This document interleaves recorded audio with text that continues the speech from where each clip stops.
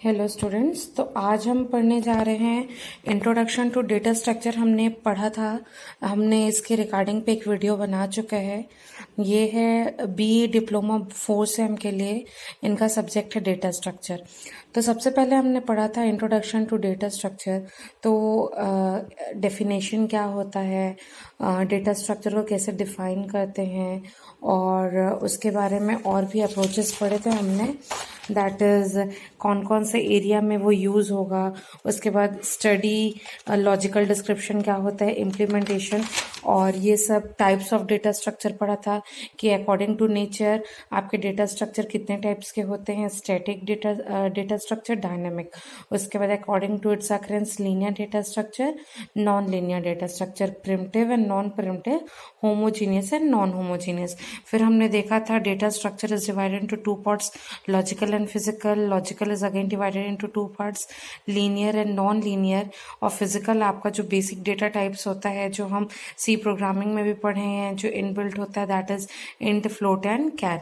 फिर आपके linear data structure दो पार्ट लिस्ट होता है, लिस्ट में दो पार्ट डिवाइड होता है। आपका होता है एक लीनियर लिस्ट और एक होता है लिंक्ड लिस्ट। लीनियर लिस्ट में आपका एरे, स्टैक, क्यू, और लिंक लिस्ट में वन वे, टू वे और सर्कुलर। और नॉन लीनियर आपका ट्री एंड ग्राफ। तो स्टैटिक क्या होता है?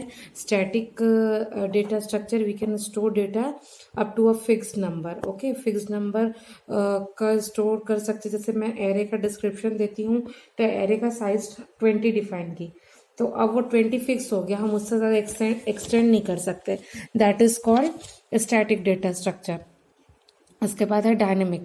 It allows programmer to change its size during program execution और ऐड और डिलीट।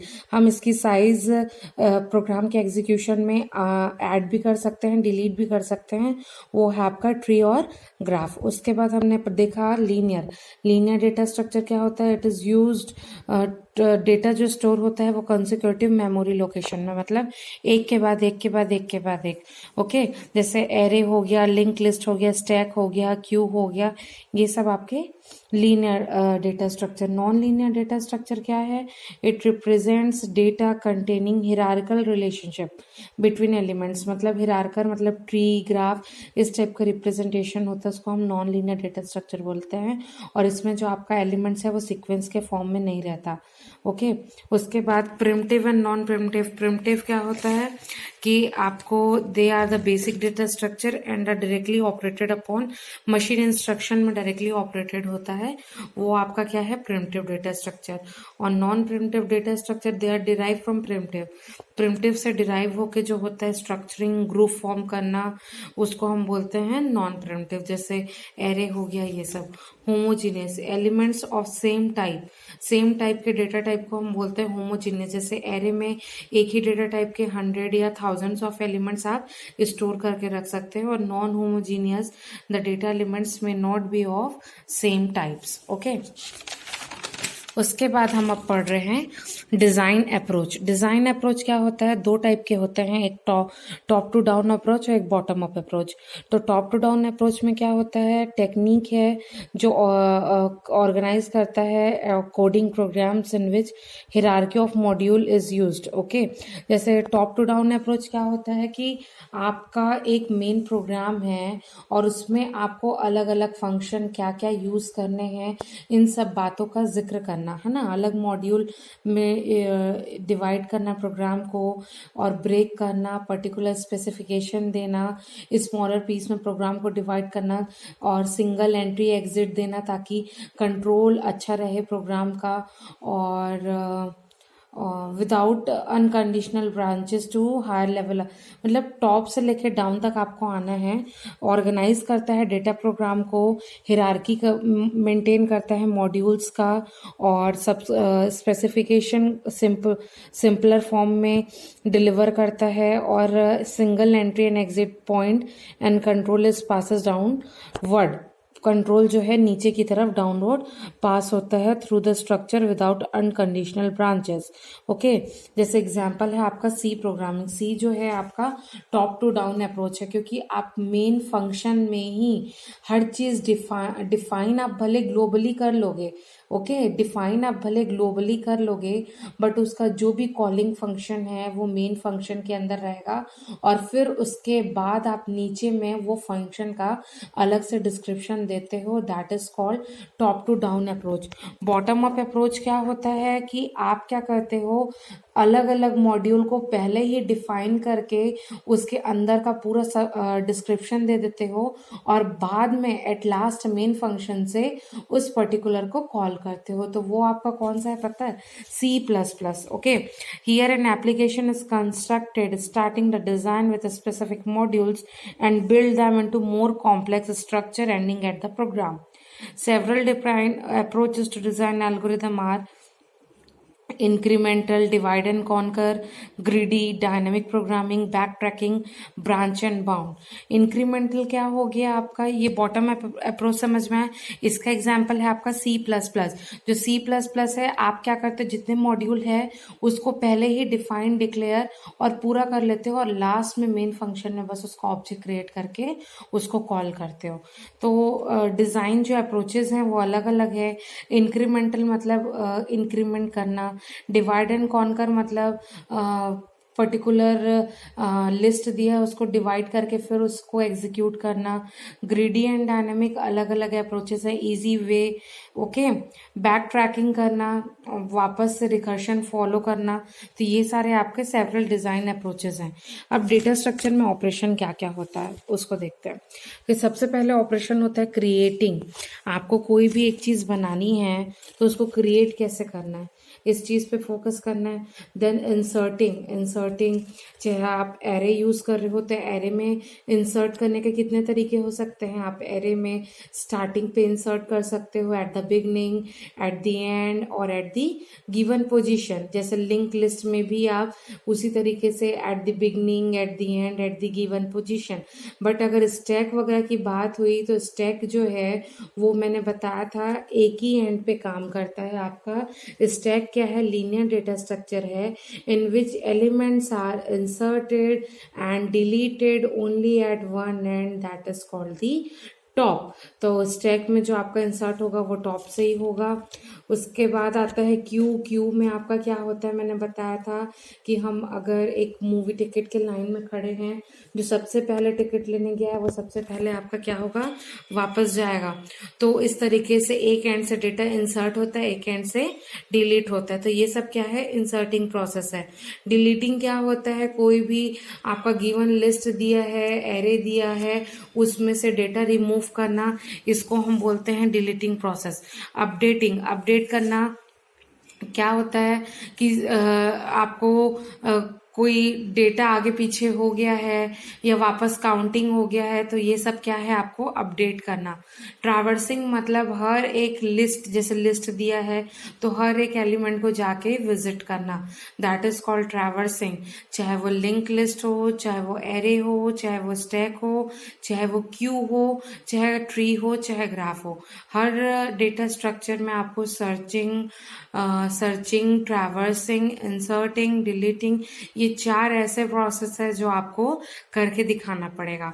उसके बाद आपका है शॉर्टिंग मतलब क्या, सर्चिंग क्या होता है, आपके पास एक गिवन लिस्ट दिया हुआ है, उसमें से आपको क्या करना है, कोई पर्टिकुलर एक एलिमेंट, की एलिमेंट दिया हुआ है। ओके, सपोज मेरे पास क्या है, 10 एलिमेंट्स दिए हुए हैं और एक की एलिमेंट दिया है जो आपको उस 10 एलिमेंट्स के अंदर सर्च करना है। तो दैट इज कॉल्ड सर्चिंग, कि आप हर एक एलिमेंट को एडजेसेंट एलिमेंट के साथ कंपेयर करेंगे। की एलिमेंट को कंपेयर करने के बाद देखेंगे कि वो एलिमेंट वहां पे प्रेजेंट है, कौन से पोजीशन पे प्रेजेंट है, that is comes under the searching. फिर है आपका शॉर्टिंग क्या होता है, sorting is the process of rearranging elements using the comparison operator. मतलब आपको क्या है, गिवन आपके पास क्या है, एक डेटा दिया हुआ है 10 एलिमेंट्स का, आपको वो क्या दिया है, आगे पीछे लिखा है, जैसे 10 पहले, देन 2, फिर 7, फिर 20, इस तरीके से लिखा है। तो हमको क्या करना है, उसको रीअरेंज करना है इंक्रीजिंग ऑर्डर में, जैसे 2 पहले आएगा, देन 4 आएगा, इस तरीके से हमको रीअरेंज करना है। देन मर्जिंग क्या होता है, मर्जिंग मतलब आपको क्या है, 2 लिस्ट दिया है उसको एक में मर्ज करना, that comes under the merging. Destroying मतलब डिस्ट्रॉय कर देना। अब देखते हैं कि डेटा टाइप क्या होता है। हम जो यहाँ डेटा स्ट्रक्चर में देखेंगे वो है आपका ADT। ओके, हम शॉर्ट में लिखते हैं ADT, that is abstract data type. Abstract data type क्या होता है? It is defined as mathematical module of data objects. मतलब कोई भी डेटा ऑब्जेक्ट्स का मैथमेटिकल मॉड्यूल जो फॉर्म करता है और फिर उसको फंक्शंस में फंक्शंस में भी ऑपरेट करता है on this objects is called abstract data type. It is defined as mathematical module of data objects that make up the data type as well as function that operate on this objects. उसके बाद क्या होता है? The data type is of class data objects together with set of operation for creating and manipulating. है ना? ये जो abstract data type है, it is a class of data objects. Class of मतलब डेटा ऑब्जेक्ट्स को contain करके रखता है, साथ ही साथ set of operations for creating and manipulating. अब डेटा ऑब्जेक्ट्स है, उसमें क्या क्रिएट करना है, क्या मैनिपुलेट करना है, ये भी कंटेन करके रखा है। Data object is also called container of data values. Data object में जितने भी वैल्यूज है वो कंटेन करके रखता है, दैट इज आपका data object. ADT has two properties, इसके दो प्रॉपर्टीज होते हैं।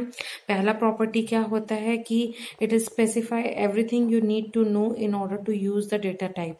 मतलब आपको ये हर एक छोटी छोटी पॉइंट को स्पेसिफाई करेगा that you need to know. Okay, और it makes absolutely no reference to the manner in which data type will be implemented.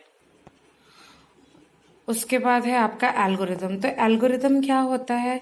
ये हमने बेसिक जब कंप्यूटर फंडामेंटल्स पढ़ा है तब से हम ये टर्म यूज कर रहे हैं, व्हाट इज एल्गोरिदम। तो एल्गोरिदम क्या होता है? It is a step by step finite sequence of instruction to solve a well-defined computational problem. There may be more than one algorithm to solve a problem. क्या होता है कि अगर मेरे को कोई एक चीज को डिफाइन करना है या कोई चीज प्रोग्राम बनाना है, तो मैं क्या करती हूँ, एक शॉर्ट मेथड, मतलब एक अपन बोलते हैं ना ब्रीफ देना, है ना। एल्गोरिदम इज नथिंग बट आप क्या करते हो, एक प्रोग्रामर को ब्रीफ देते हो, जनरल बताते हो कि आपका प्रोग्राम में क्या क्या पार्ट इंक्लूड हो रहा है और कैसे उसको एग्जीक्यूट करेंगे। ओके, सपोज अगर मैं एक एडिशन का प्रॉब्लम लेती हूँ, तो एडिशन का अगर मुझे प्रोग्राम बनाना है कि इस एडिशन को कैसे हम इम्प्लीमेंट करेंगे, ओके, तो मैं सबसे पहले क्या करूंगी, एक एल्गोरिदम के फॉर्म पे लिखूंगी। पहला step, we have to take 2 values. Then सबसे पहले स्टेप में ये लिखूंगी, वी हैव टू ऐड, मतलब it is a program to add a particular 2 digits. Okay, ताकि प्रोग्रामर को ये समझ में आए कि आपका पर्पस क्या है इस एल्गोरिदम को लिखने का। आप पहले डिफाइन करना पड़ेगा कि आप काम क्या कर रहे हो। आप डिफाइन नहीं करोगे तो वो लास्ट में पता चलेगा, इट टेक्स अ टाइम। तो आप सबसे पहले ही बता दो कि you are doing addition of some kind. Okay, तो वो दिमाग में आ जाएगा कि एडिशन का प्रोग्राम है। देन स्टेप 2, आप taking 2 values x and y. then step 3, we are एक वैल्यू लेते हो रिजल्ट। ओके, एक रिजल्ट लेते हो। देन स्टेप 4, एक्स और वाई की वैल्यू लेते हो 10 और 12। देन रिजल्ट में उसको स्टोर कराते हो और फिर एग्जिट होते हो। तो ये आपका क्या है, एक जनरल इंट्रोडक्शन है कि आप इस सीक्वेंस में अपने प्रोग्राम को चाहते हैं रन करना, तो वो हो जाएगा। तो आपका क्या होता है कि एल्गोरिदम क्या होता है, स्टेप बाय स्टेप क्या है, finite sequence of instruction provide करता है to execute a particular problem. Okay, तो it must satisfy the following criteria. क्या क्या सेटिस्फाई करना चाहिए, इनपुट होना चाहिए, आउटपुट होना चाहिए, डेफिनेटनेस होना चाहिए, फाइनाइटनेस होना चाहिए, इफेक्टिवनेस होना चाहिए।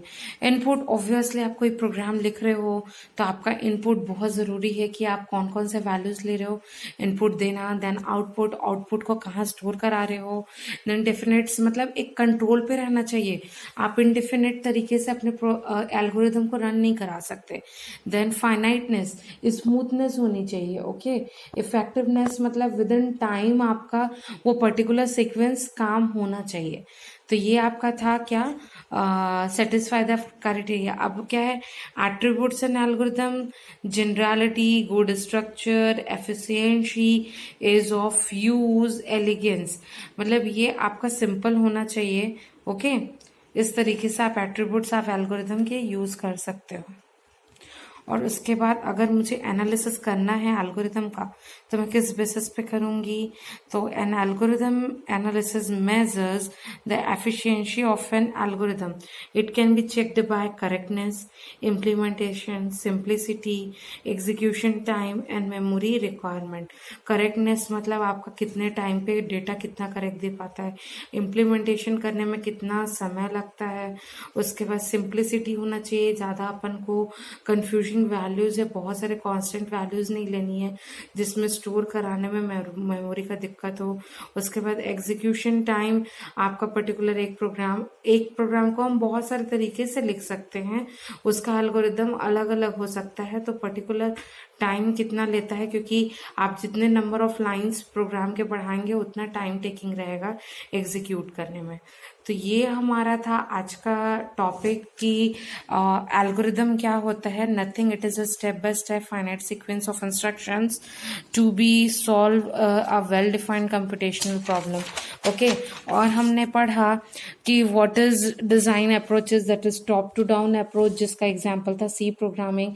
मेन के अंदर हम सारा चीज़ डिक्लेयर करते थे, कॉल करते थे, और उसका जो मॉड्यूल है वो नीचे पे एलोबरेशन पे रहता है। देन बॉटम अप अप्रोच पे हम क्या करते हैं, थोड़ा कॉम्प्लेक्स डिज़ाइन करते हैं, नीचे जो मेन प्रोग्राम रहता है उससे आप सिर्फ और सिर्फ ऑब्जेक्ट बना के फंक्शन को कॉल करते हैं। और आपके डिफरेंट डिज़ाइन अप्रोचेस और हैं, जैसे इंक्रीमेंटल है, डिवाइड एंड कॉन्कर है, ये सब हमने पढ़ा। फिर डेटा स्ट्रक्चर के ऑपरेशंस क्या क्या परफॉर्म होते हैं ये हमने देखा। आई होप आज की क्लास आप लोग को समझ में आई हो। हम नेक्स्ट क्लास में देखते हैं कि स्पेस और टाइम कॉम्प्लेक्सिटी में हम क्या कर सकते हैं। फिर हर एक एल्गोरिदम का अपना एक बेस्ट केस, वर्स्ट केस और एवरेज केस होता है, हर एक प्रोग्राम का अपना होता है। टाइम कॉम्प्लेक्सिटी, स्पेस कॉम्प्लेक्सिटी, हम इसके बारे में पढ़ेंगे। Thank you.